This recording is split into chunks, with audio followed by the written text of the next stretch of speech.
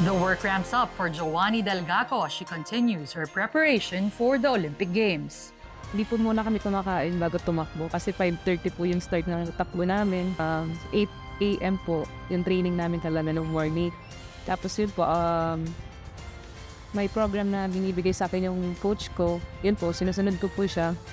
Bago po ako matulog, pumupunta muna ako sa PT para magpa-stretch ng katawan. Coach, bakit importante yung morning and afternoon na ensayo? Kasi ang tuloy naman natin, nagkakaan na yung skills at saka yung strength, muscle endurance. So kailangan ko perfect release skills. But despite her packed schedule, Coach Ed Mirina says they both understand the significance of proper rest.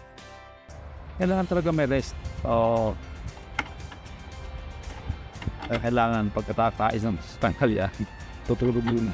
Para sa akin, sobrang importante talaga yung recovery ng katawan. Kasi kung wala kang recovery ng katawan, hindi ka makaka-perform na maayos eh.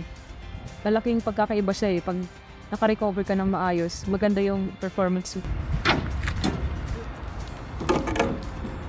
Now, this is a reminder that even if you're competing at the highest level, the rest is just as important as the work. From Metz, France, Denise Tan.